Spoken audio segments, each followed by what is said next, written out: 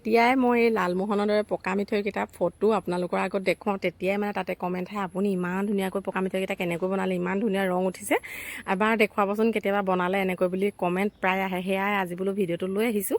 আৰু এয়া দেখিছে নহয়, প্ৰথমতে মই গুড়খিনি পগাই লৈছোঁ আৰু গুড়খিনি সঠিক বা কেনেকৈ হয় সেয়াও দেখুৱাই দিছোঁ। আৰু এয়া পানীত দেখিছে নহয়, গুড়খিনি একেবাৰে শেহতীয়াকৈ চাইছোঁ কেনেকুৱা হৈছে। মাজে সময়ে চাই থাকিব আৰু যেতিয়াই গুড়টো লদা পাতি যাব, মানে পানী দিয়াৰ লগে লগে একদম টান হৈ পৰিব, তেতিয়া সেইখিনি সঠিক হৈছে বুলি ভাবিব। আৰু তাতে মই দিছোঁ ডাঙৰ চামুচত 2 চামুচ ঘি আৰু ইলাচি জালুকৰ গুড়া 1 চামুচ দিছোঁ।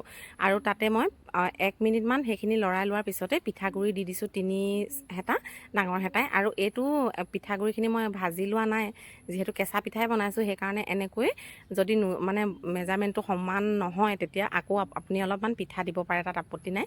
আৰু এনেকৈ পিঠাখিনি জুইতে থাকি লৰাই আছোঁ, কাৰণ জুইত থাকিলে অকণমান পিঠাটো গৰম ভাৱ পায়, ভাজাৰ নিচিনা হৈ যাব আৰু লাডুটো অলপমান টান হ'ব।